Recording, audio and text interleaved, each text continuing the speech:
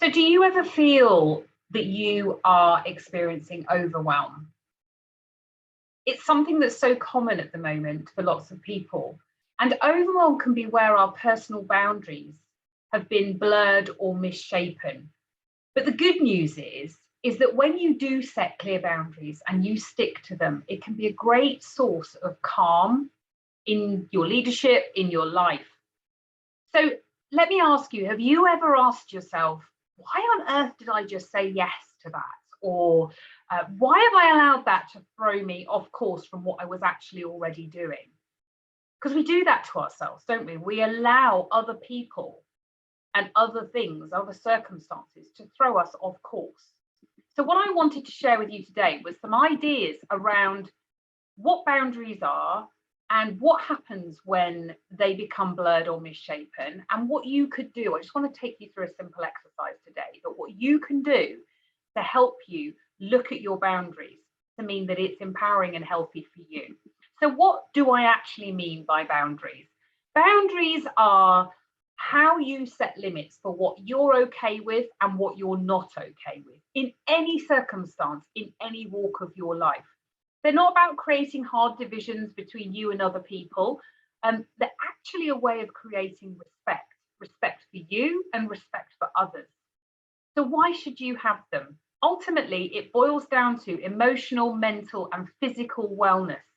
It's really about you taking care of you and not waiting for circumstances or somebody else to allow you to feel calm and to feel less overwhelmed. So let's have a look at what it can be like when boundaries get blurred. You may find that you do feel that that's happening for you at the moment. Maybe you've got a hard time speaking up for yourself or asserting yourself, or maybe you find it hard to say no. This may show up for you at work, in meetings where you feel you can't get your opinion across, or maybe you're with your team and you're taking too much on your own shoulders. Maybe it's that you're available for other people all day long, and then you're not actually getting around to getting your own work done. It may show up at home. It may show up socially for you, where you're committing to things that you know aren't good for you. It may show up even within your own family. So taking too much on, putting others' needs consistently before your own, and working too long are good examples of where your boundaries may be blurred. And I'd like to just get you to think about, where does this come from? Sometimes it's driven by fear. So fear that if I don't do all of this, something bad's going to happen. Or more often, it's fear of ridicule from other people, judgment from other people.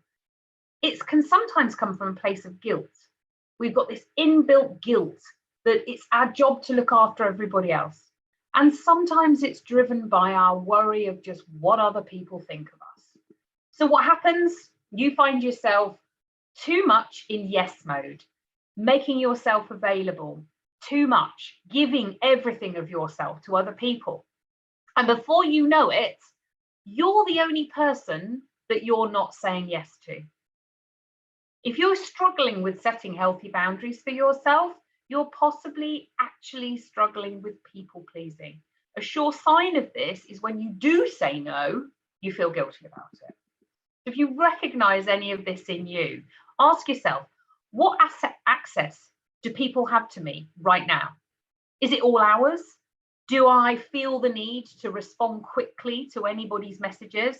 Do I find that my big priority work gets pushed into the evenings because I'm spending all day being there for others? Or even my big priority work gets pushed so far down the line that I don't get it completed, and then I feel bad about that, because actually what I've done is jumped on the hamster wheel of just doing more and more for other people. Is it because I want people to like me? Is it because I'm trying to help others, to be a good person, to do the right thing, to subconsciously prove my worth? We actually make ourselves less worthy by giving too much of ourselves, more of ourselves than is good for us. And we teach other people how to treat us by the way that we treat ourselves. Someone once said to me, giving everything of yourself and saying yes to everybody and bending over backwards is actually devaluing in leadership. It devalues a business. What I thought was a good thing to do, to be kind, was actually counterproductive. So boundary setting is not selfish, it's necessary. Because what's the result of unclear and non-existent boundaries? It's that you become the bottom of your own priority list. So you're scraping from the bottom of your own barrel when you're trying to give to others. Hence the connection with overwhelm. Do you recognize this? And how does it make you feel when you're in that space of my boundaries have been shot to pieces, I'm giving to everybody else? You might feel resentment. You might feel burnt out, overwhelm on the inside, feeling quite depleted or frustrated or irritated even. And remember, it's nobody else's responsibility to help you feel calm and to reduce your overwhelm. It's something that you've got to do. I really experienced a shift in my boundaries during lockdown. I was working from home all of a sudden while my husband was still going out to work every day because he was a key worker. I was trying to find and navigate new technologies and ways to continue to add value to my clients, to protect my business, all whilst I was trying to figure out how to homeschool 2 children. I was giving. I was in giving mode to everybody. And my boundary physically of my workspace and my home space went out the window. My boundary to do with time also went out the window. My working hours seeped into the evenings. I felt like I was constantly on the go. My children saw me working all hours. I created no time for me. I felt like I was on a hamster wheel. And all of a sudden, I realized that what had worked for me once upon a time was no longer working for me. And I had to take a really good, long, hard look at my boundaries again in these new circumstances, because I got to the point of realizing I was overwhelmed and it wasn't sustainable. Something had to change. So I took a bit of time to deliberately explore this, allow me to focus on what did I really want to achieve in that time, and what was the most effective way of doing that. What would I allow myself to do and what would I allow myself to not do? Reminding myself I could not be all things to all people and get clear, healthy results if I was just doing everything for everybody else. So I wanted to make my priorities happen and happen effectively and in a way that I came out the other side still feeling good about myself. So once I'd had a look at my boundaries and I committed to them, the result was I got more done by doing less. And that might be something that you recognize as well. So if you want to have control over creating calm within your leadership impact, within your life too, it's important for you to learn how to set your boundaries and to be able to say no when requests sit outside those boundaries and to keep coming back to them, because as your situation shifts, so too will your boundaries. Otherwise, you're going to end up dragging yourself from commitment to commitment with little or no sense of passion or purpose, because you're simply trying to please, to keep everybody happy. So I want you to take a little look now at starting to create some boundaries with you. So if you've got a pen and paper, this is a good time to use it, because when you commit to writing down your thoughts, it creates a bigger commitment to your word than if you've just kept those thoughts in your own head. And I want you to imagine your leadership or your life with clear boundaries that are unique to you. Nobody else has set them for you, and that allow you to feel effective and feel calm. What would those boundaries be like? Just imagine you're at a point in your life where you're committed to those boundaries and you are sticking to them. What's it giving you? What difference is it making? Just let that sit with you for a minute. What's it like for you to have that, to be operating your life or your leadership in a space where you know that you are protecting your boundaries and that creating that sense of calm for you? What's it like? Because once you get really, really clear on that, that's your motivation to keep going when you feel tempted to say yes in the wrong place. when you feel tempted to take more work on. That's your motivation. You've got to know why you're doing this, what it's going to give you. So write that down. It might be more confidence, or you're being more purposeful, or you're more true to your values. You might be communicating with more intent. You might be doing things that you're actually passionate about instead of dealing with day-to-day issues. So from that place that you've just imagined, where you have boundaries and you feel calm, I'd like you to write down now what your yeses and your nos are. So what's inside the boundary and what sits outside the boundary. Take a piece of paper and draw this grid that I have behind me. I will and I won't. And with those boundaries, it says on the left-hand side, do and be. So have a think about, okay, so to have clear boundaries for me, what will I do? And what will I not do? What sits outside my boundary that I just say, no, I'm not going to do that because that's not going to be good for me. You can do this on a weekly basis. You can do this on a project basis. You can do this when something changes. You can do this every time you set yourself a goal or an objective. Go back to the boundaries. Okay, so in line with this goal, what will I do and what won't I do? What things do I need to leave to one side because they're not going to be helpful to me? If I take those on as well, they're going to overwhelm me. How will I be and how will I not be? Will I be somebody who is putting out fires every day, somebody who is at the beck and call of everybody else? Or is that something that I'm going to say, I won't be that? I'll be deliberate in my communication. I'll be available for people, but in a structured and controlled way. You get to choose. So getting to think about what your healthy boundaries are and take some time to work on this. If you need to come back and replay this video, then do. But once you've got this grid, have this grid in mind. You can do this for your family. You can do this for your workplace. You can do this, as I say, towards a particular goal. But really getting attuned to what your boundaries are is going to help you to feel so much more in control and so much less overwhelmed.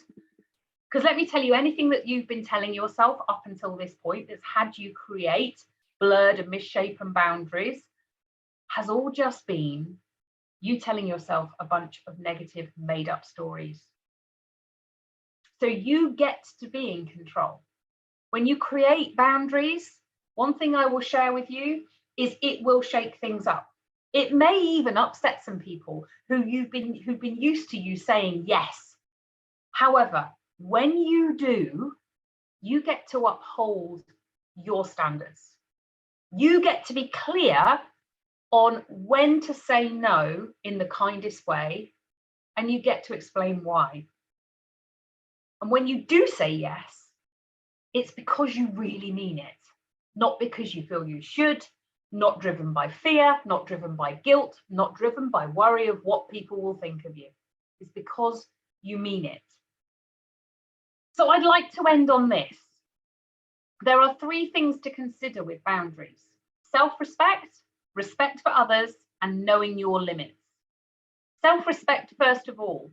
Think of self-respect like a body part and ask yourself, am I willing to amputate this body part just to keep somebody else happy right now?